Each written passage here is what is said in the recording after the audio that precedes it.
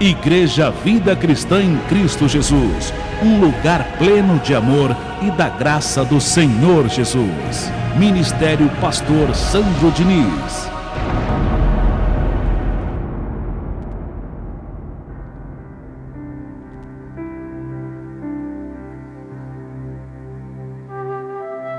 Eu recebo, meu Deus, em nome do Cristo ressuscitado, a palavra de hoje chegando a muitos corações, a muitos lares, a muitas famílias, consolando, confortando, levantando, meu Deus, essa vida, como também acontece aqui com a gente. A Tua palavra, Senhor, nos conforta, nos consola, nos levanta, não permite que a gente fique caído, com aquele pensamento negativo, com aquela tristeza, com aquela angústia. O Senhor nos ergue. Assim faz, Senhor, com todos que estão nos ouvindo agora. Levanta essa vida, Senhor.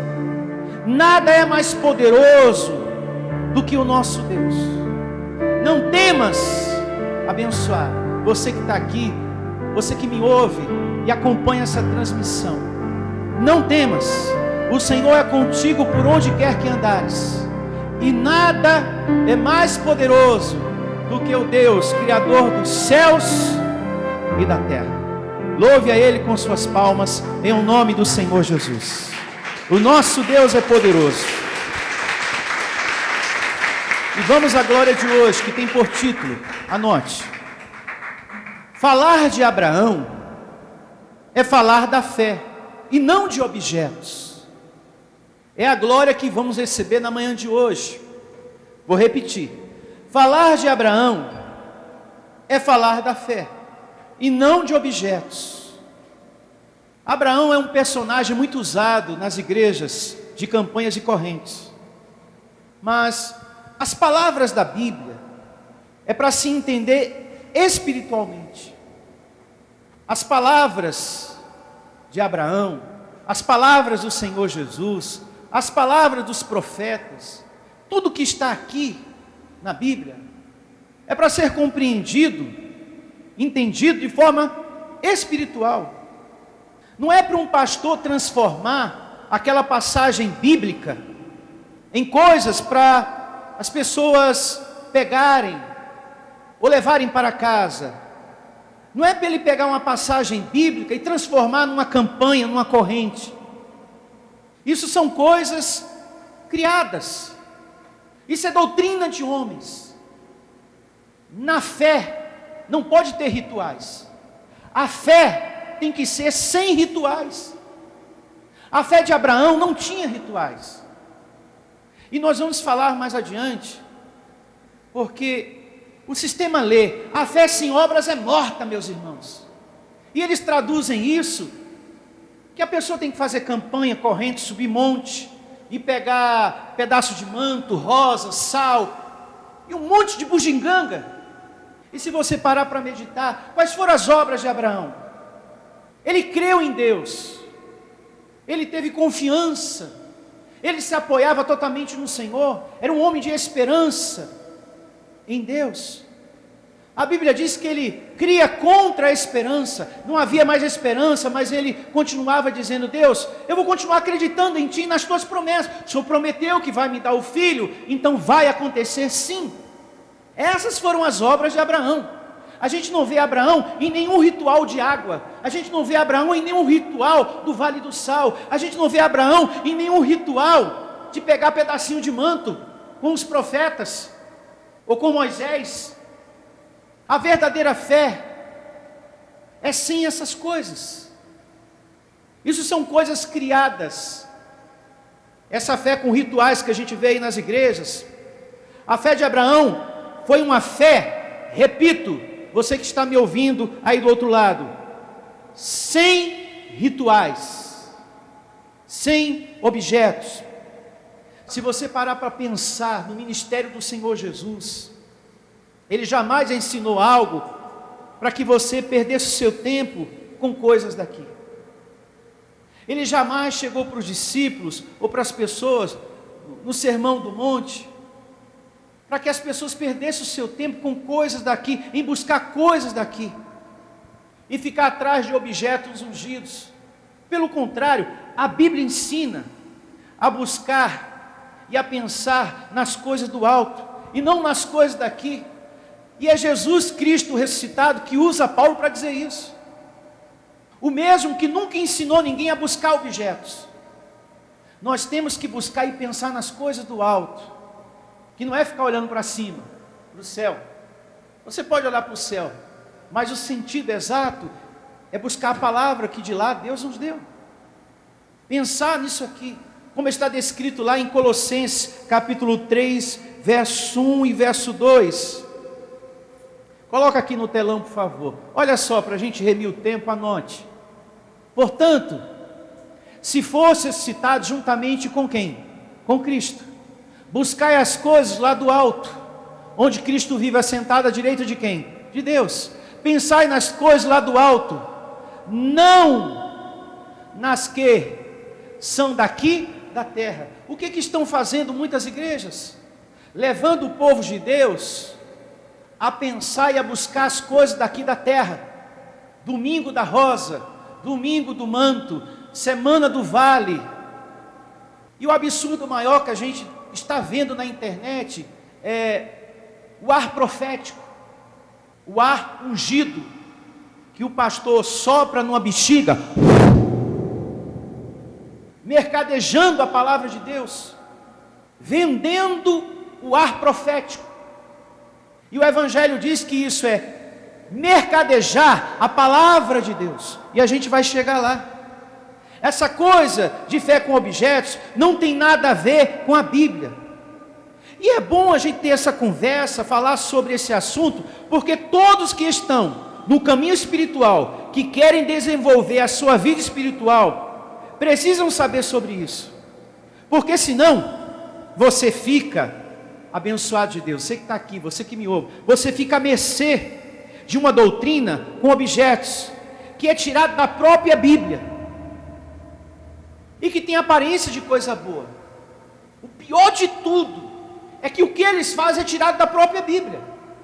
Jesus fala da candeia, e a gente vê aí ministérios dando uma candeiazinha para as pessoas.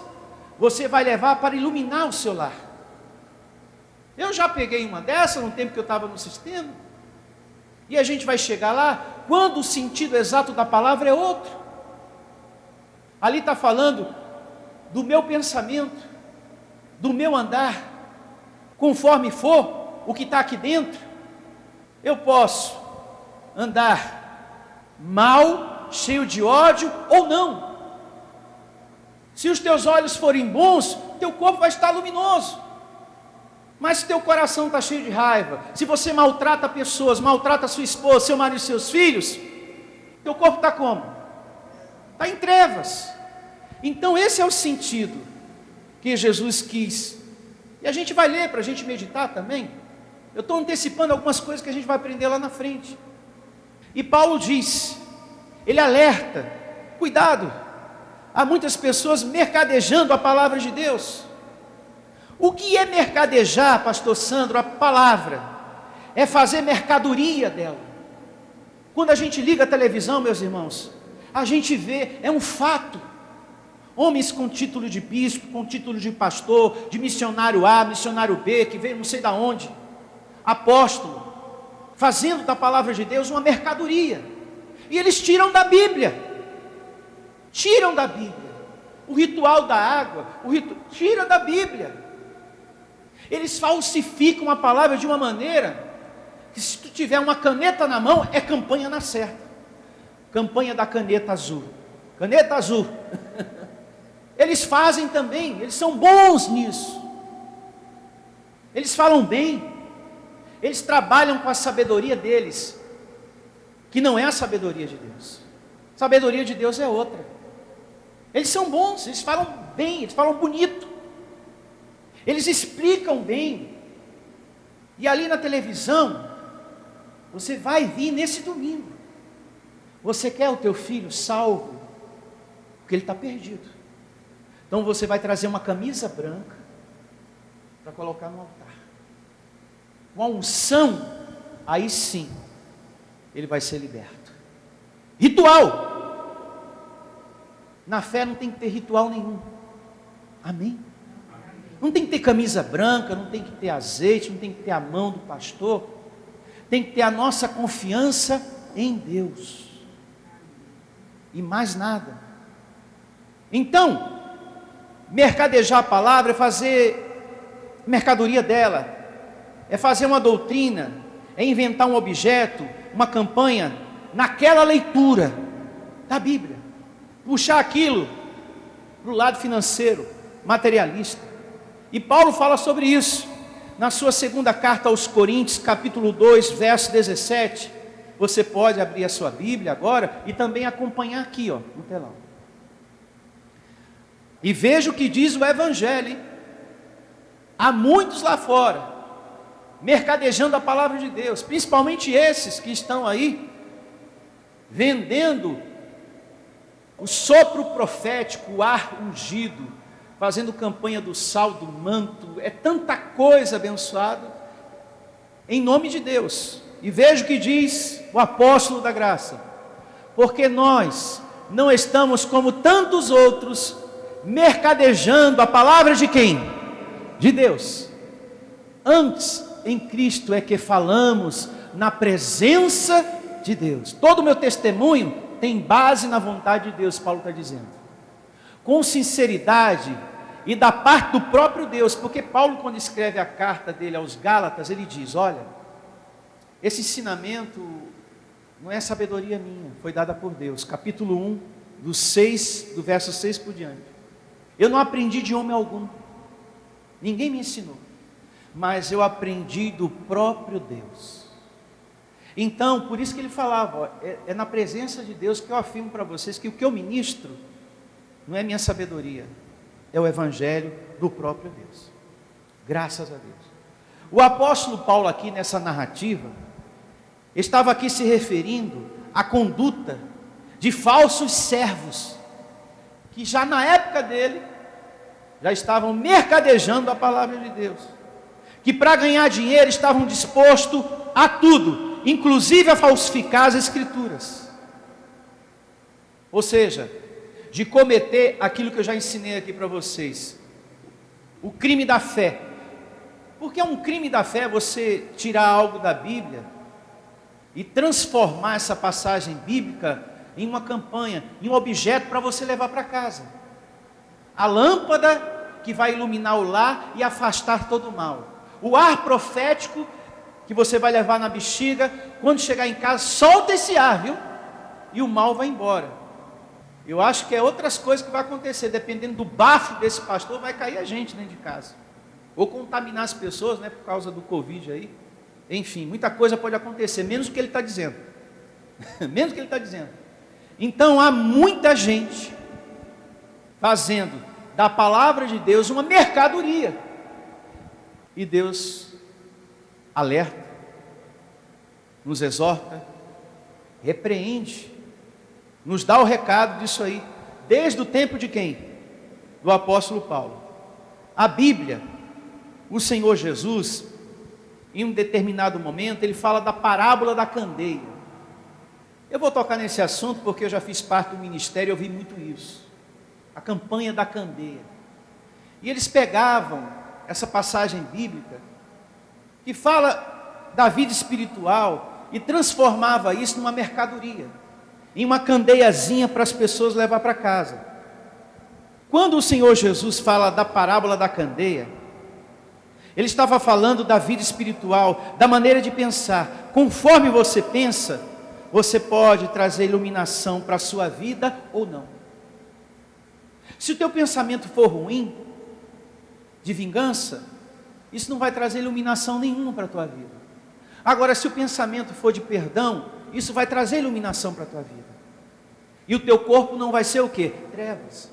Então o sentido da parábola da candeia é estritamente espiritual. Em nada tem a ver em dar uma candeiazinha para as pessoas, para o povo levar para casa. Abra a sua Bíblia em Lucas, capítulo 11, a partir do verso 33, e vamos meditar nessa passagem, nessa narrativa também. Olha só. Lucas capítulo 11, a partir do verso 33. E aqui temos a parábola da candeia, muito importante. E começa assim: ninguém, depois de acender uma candeia, a põe em um lugar escondido, nem debaixo de um alqueire, mas no velador, a fim de que os que entram vejam a luz. Vai vendo. São os teus olhos a lâmpada do teu corpo. Se os teus olhos forem bons, todo o teu corpo será o quê? Luminoso. Mas se forem maus, todo o teu corpo ficará o quê? Em trevas. Repara, pois, que a luz que há em ti não seja o que? Trevas.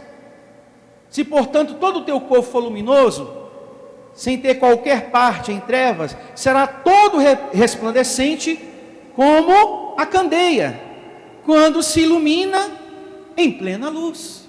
Então, uma parábola, olha, se a gente tem uma candeia, a gente coloca, quando a pessoa adentra no local, ela percebe a claridade. Assim deve ser a nossa vida, o nosso coração. Então, está falando de vida espiritual. Se você se recusa a viver na luz, você se torna o quê? Trevas. Aqui está o ensinamento do Senhor Jesus para a transformação da nossa vida, para a transformação do nosso pensar. Em nada tem a ver em fazer uma campanha, uma candeiazinha, para eu levar para casa e iluminar a minha casa. O entendimento aqui é espiritual. O propósito da candeia é para que todos vejam aqui a luz. O propósito da parábola é esse. A tua vida, os teus olhos, a tua maneira de pensar tem que ser luz. Tem pessoas que têm a Deus, mas a maneira de pensar é olho por olho, dente por dente. A maneira de pensar é de vingança, não perdoa, é de ficar sempre olhando para o passado. E eu não vejo a hora, porque eu não me esqueci, eu vou me vingar. Então a pessoa, ela tem a Deus, mas ela está nessa maneira de pensar. Então o corpo dessa pessoa, imagine como que está o corpo dessa pessoa, todo em trevas. Então o sentido, o entendimento da parábola da candeia é espiritual, que nós temos que mudar essa visão, essa maneira de pensar, para que você tenha no seu corpo a vida de Deus ativada. Porque se você não muda, o ódio te domina, a vingança te domina. E Jesus falou, desse jeito teu corpo vai estar sempre o quê? Em trevas. É esse pensar que está te fazendo mal. Então muda. Deixa esse ódio, deixa esse rancor. O que você pensa é o que governa a sua vida. Se for uma coisa ruim, vai trazer as trevas para o teu corpo. Qual o pensamento que está comandando o seu coração? Pense e não me responda. O que comanda você quando você está no seu trabalho? O que está comandando você no ambiente de família? Ah, pastor, nem fale desse assunto. Se tratando da família, eu estou com raiva, eu estou com rancor. Então é isso que vai governar você, esse rancor. E é sobre isso que Jesus está falando. O seu pensamento, o que anda dentro da sua cabeça. Se for ruim, você não será a luz do mundo, você será trevas. Em nada tem a ver, repito, com campanha, com objeto. Jesus não andou sobre a terra para ensinar coisas, para a gente perder o nosso tempo com coisas daqui. Ele sempre ensinou, e depois de ressuscitado, ao apóstolo Paulo, a pensar e a buscar as coisas sempre do alto. Ele sempre nos colocou a pensar no Pai, nas coisas espirituais. Abençoados, é momento da gente se livrar totalmente do ranço religioso. Tem igrejas que têm aparência de serem boas. Ah, o pastor lá é tão bonzinho, o pastor Ricardo Oliveira. Ai, pastor Sandro, eu gosto daqui, mas o pastor Ricardo Oliveira é muito bonzinho. Bom, ele pode ser um homem muito educado, muito bom, fiel ao seu casamento, respeita as pessoas, ele é cordial, atende, ora pelo povo. Porém, ele não está batizado com conhecimento. E todos vocês estão sendo guiados por um cego, você que me ouve aí do outro lado, e ambos vão sofrer, diz a palavra, porque é um cego guiando o outro. A gente não pode estar num ambiente por um laço emocional. A gente tem que estar congregando para agradar a Deus. Paulo diz: se eu agrado a homens, eu deixo de ser servo de Deus.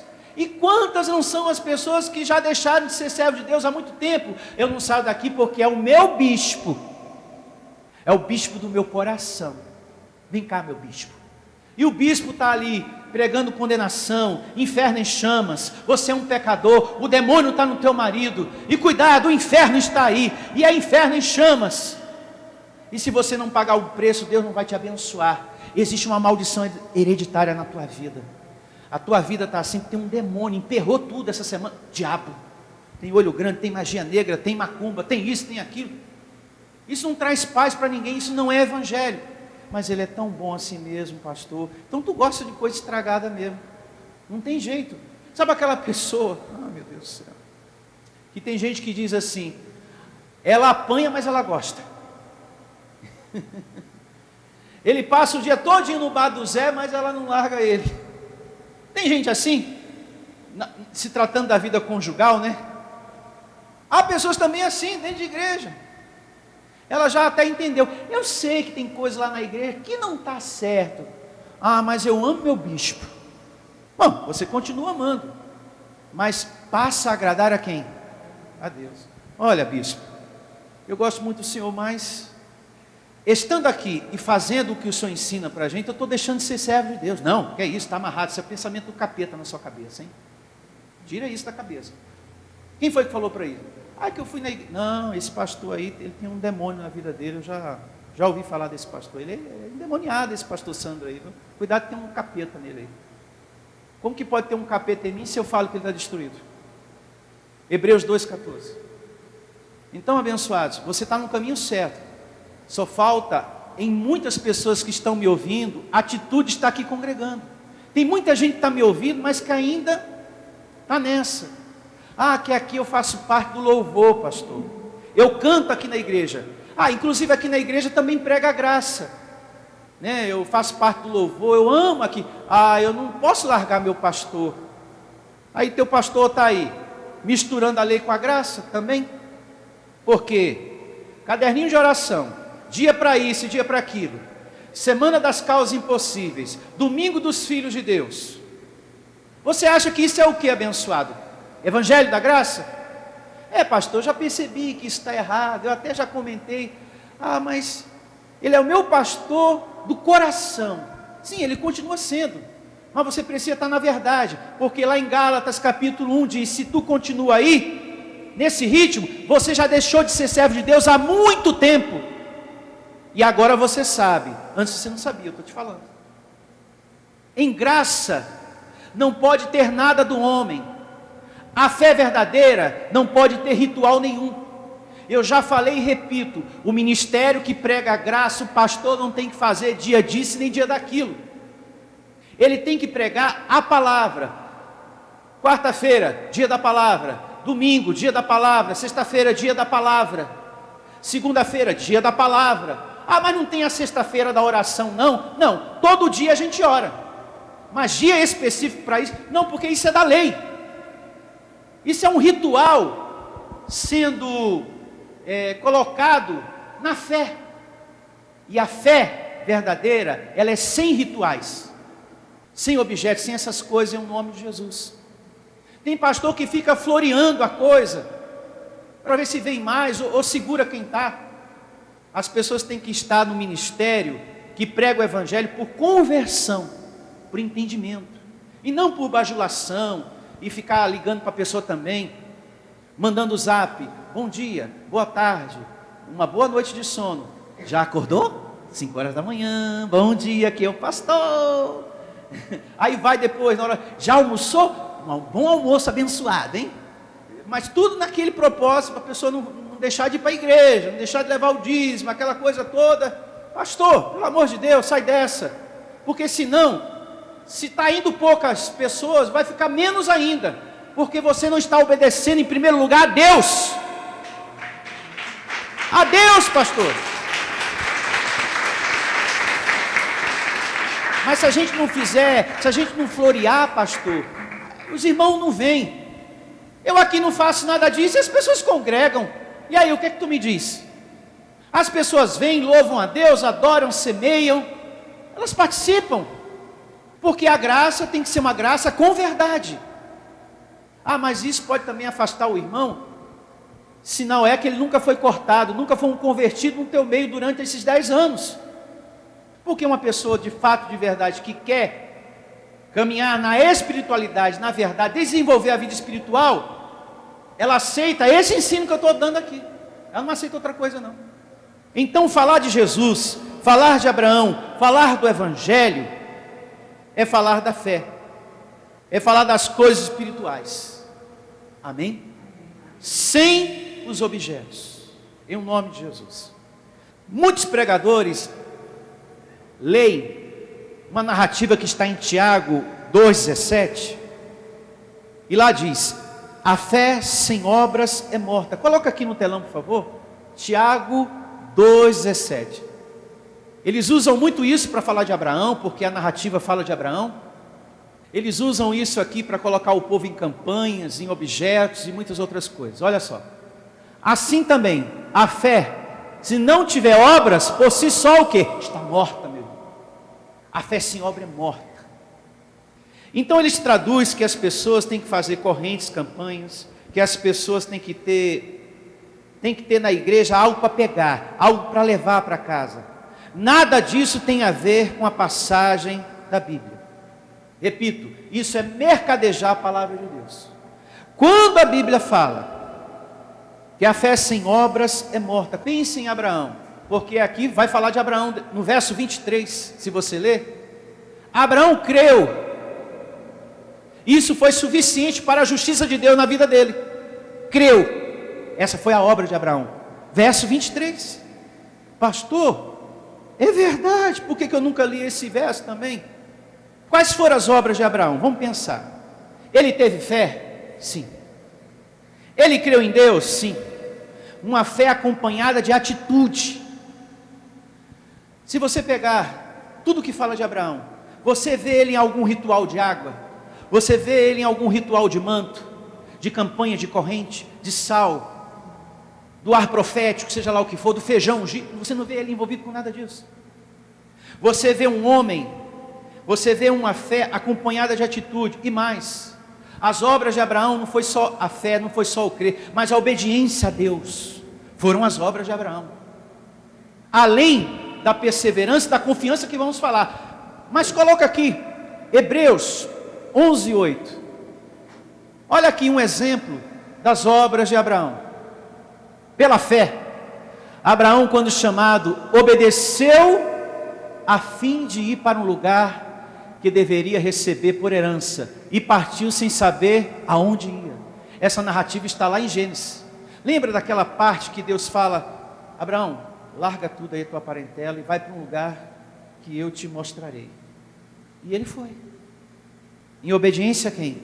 A Deus. Então essas foram as obras de quem? De Abraão. Além da fé, além do crer, a obediência. A gente fez parte de um ministério que atrapalhou muito a nossa cabeça, que trouxe para nós um evangelho que não é evangelho, mas sim alguns que vos perturbam, diz Paulo em Gálatas 1:6. Então está aqui um exemplo, uma outra obra de Abraão: perseverança, confiança, esperança. A Bíblia diz que Abraão creu contra a esperança. Olha o que explica Romanos capítulo 4, verso 18. Abra sua Bíblia em Romanos 4:18. Agora você está entendendo com olhos iluminados o que é o significado exato do que está descrito lá em Tiago. A fé sem obras é morta. Ou seja, se não há um crer, se não há uma obediência, se não há uma perseverança, se não há uma esperança em você, é morta essa fé. Porque essas foram as obras de Abraão. Essas têm que ser as nossas obras também. A gente tem que ter atitude de bater na porta. Eu tenho que orar, determinação, propósito firme. Você dá os passos que você tem que dar diante daquilo que você quer tomar posse. Você dá os passos que você tem que dar. Aí sim, a sua fé não é morta. Você está praticando as obras que você tem que praticar, para que a sua fé não seja uma fé morta. E aqui diz o seguinte, Romanos 4, a partir do verso 18. Abraão esperando contra o quê? A esperança. Creu para vir a ser pai de muitas nações, segundo lhe fora dito, assim será a tua descendência. E sem enfraquecer na fé, embora levasse em conta o seu próprio corpo, o quê? Amortecido, sendo já de 100 anos, e a idade avançada de quem? De Sara. Então aqui a gente vê que ele teve fé. Amém? Toda a fé de Abraão estava depositada em quem? Em Deus. Somente nele, nunca em objetos. Abraão cria em Deus. Deus está comigo. E eu recebo que a promessa dele vai se cumprir, que foi o filho Isaque. E aconteceu. Muitas situações externas apontavam que Abraão não ia receber, que não ia dar certo. Como também a nossa carne também fala. A gente ouve vozes, a voz da nossa carne, outras vozes lá fora falam que não vai dar certo. E tu tem que continuar abençoado. É o caso daquela mulher hemorrágica. Muita gente falou, não fica incomodando o mestre, não, sai para lá. E ela não. Ela perseverou, assim tem que ser você. Muita gente vai dar pitaco, muita gente vai falar, muita gente vai querer desanimar você. Mas você tem que ser o quê? Perseverante, porque a fé sem obras é morta. Você tem que ter esperança, crer contra a esperança. De repente você está procurando um emprego, olha, sua vaga não é sua. E você, Senhor, eu estou crendo contra a esperança, o milagre vai acontecer. Porque o Senhor diz que não desampara um justo, o Senhor também diz que o teu justo não vai mendigar o pão, o Senhor também diz que eu sou bem-aventurado por onde quer que eu ande, que eu não devo temer, que eu não devo me espantar, que o Senhor será comigo. Essa tem que ser as tuas obras, para que a tua fé não seja o quê? Morta. E não campanha corrente e outras coisas mais que se dão por aí. Então, Abraão envelheceu, e pela lógica humana, física, é mais difícil acontecer o nascimento de um filho. A mulher também está velha, envelheceu, a carne está envelhecida. Então, pela lógica humana, física, o negócio não tem jeito. Mas o nosso Deus, para Ele tudo é possível. E as coisas aconteceram. Vamos continuar lendo aqui o capítulo 4, verso 20. Não duvidou, por incredulidade, da promessa de Deus. Continuou crendo. Mas pela fé se fortaleceu, dando glória a Deus. É aquilo que eu falei agora. Você recebeu um não, você procurou emprego e não aconteceu, você se decepcionou ali, num relacionamento, mas você continua batalhando pelo seu propósito, pelos seus sonhos, por sua meta. Deus prometeu que Ele não ia e não vai me desamparar. E Ele ainda diz, se a tua mãe se esquecer de você, de amamentar você, eu jamais me esquecerei de ti. E isso está descrito através da boca do profeta Isaías. Então, essa tem que ser a minha obra e a tua obra. O crer, o perseverar, o confiar, a esperança diante do Deus Todo-Poderoso, Criador dos céus e da terra.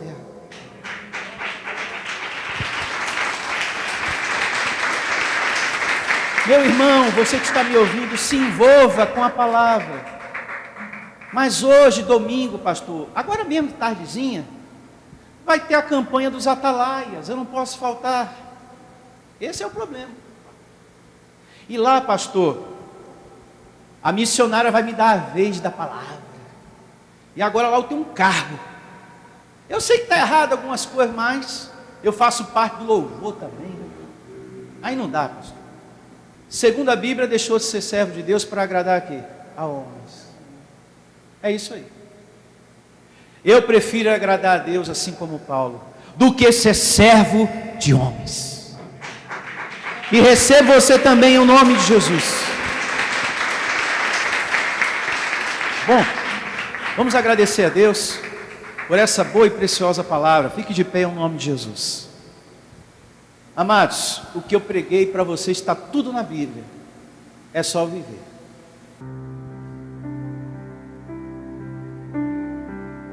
Louvado seja o nosso Deus Todo-Poderoso. Louvado seja o teu nome, Senhor, por nos alimentar,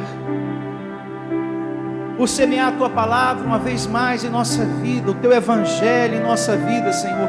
Obrigado, obrigado, obrigado, meu Senhor. Agradeço, abençoado, porque Deus semeou a palavra dele na tua vida com verdade. Você conferiu coisas espirituais com coisas espirituais. Agradeça a Deus, em nome de Jesus. Agradeça a Deus. Isso. Você que está acompanhando essa transmissão, agradeça também. Obrigado, meu Senhor, por ter semeado a tua palavra em minha vida. Todas as pessoas que receberam mesmo, você aqui, os que estão me ouvindo, se recebeu mesmo a glória de hoje, meu irmão, você é um bem-aventurado. Você vai crescer espiritualmente. Você vai ter paz. Você vai andar com aquela certeza por dentro: o Senhor é comigo, Ele não vai me desamparar. Eu agora estou no evangelho da verdade. Você vai sentir o tempo todo Deus conversar com você. Você vai conseguir ouvir a voz de Deus que você não ouvia antes. Porque antes estava a sabedoria do homem. Você estava correndo atrás de coisas, querendo pegar coisas, levar coisas para casa, fazendo coisas que era criação de homens. Agora você está vivendo pela fé. E nesse ensino de hoje, você chama a existência as coisas que não são para que passem a existir. O seu pedido está no coração. Então, nesse momento, oremos todos. Chame a existência as coisas que não são para que passem a existir. O seu pedido que está no coração, coloque diante do seu Deus agora.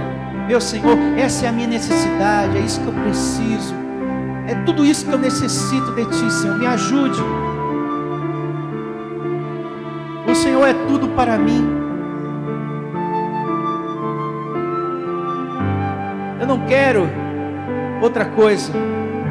A Tua palavra é suficiente para a minha vida. O ensino de hoje, Senhor, é suficiente. Eu não preciso ir atrás de objetos mais. Eu não preciso estar atrás da sabedoria do homem. Graças a Deus pela vida daquele pastor, daquele ministério. Mas eu preciso estar com a minha vida na verdade. Eu não posso deixar de ser servo de Deus para agradar a homens. Eu preciso ser servo de Deus, em nome de Jesus.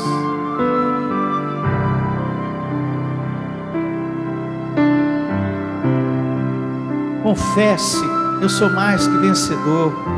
Confesse: eu sou um abençoado de Deus.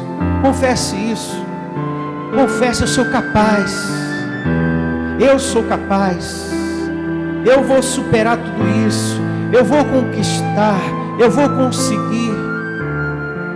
Eu recebo, meu Deus, tirando todo esse medo do meu coração.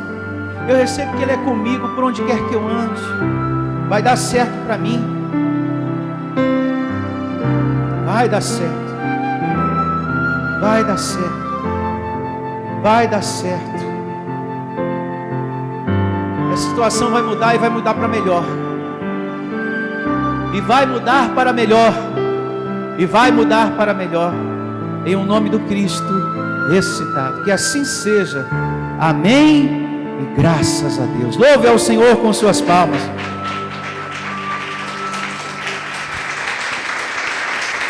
Eu desejo e declaro que você se envolva mais com a palavra, que você se envolva mais com o Evangelho, que você se envolva mais com as coisas para o Espírito, e assim você vai ter entendimento e vai crescer espiritualmente, e vai ter paz na sua vida, sabedoria para resolver questões importantes na sua vida, que você precisa naquele momento. Deus me ajude, me oriente. Só com o espírito alimentado você consegue isso. E eu recebo você tendo a melhor semana da sua vida, em o nome do Cristo ressuscitado. Um dia abençoado para todos, e se despeça desse irmão, desejando para ele uma semana abençoada também. Se você deseja servir a Deus por amor e pela fé, se você deseja meditar na palavra de Deus e acredita na superioridade da nova aliança, se você está cansado das obras da lei, então você é da Igreja Vida Cristã em Cristo Jesus e não sabe. Não perca mais tempo. Procure a Igreja Vida Cristã em Cristo Jesus, que está situada em Osasco, na região central, na Avenida dos Autonomistas 2247, ao lado da Ponte Metálica de Osasco. E venha ouvir as palestras iluminadas com o pastor Sandro Diniz, às quartas-feiras, às 19 horas, e aos domingos, às 9 da manhã. Igreja Vida Cristã em Cristo Jesus, a igreja que estimula a sua fé sem desprezar a sua inteligência.